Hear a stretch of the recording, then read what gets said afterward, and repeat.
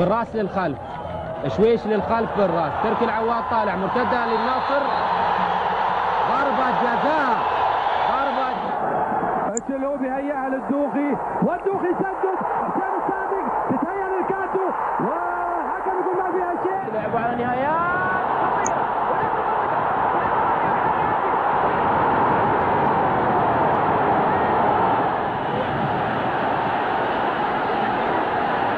حصل الكرة خميس وأترك الحكم للسادة المشاهدين.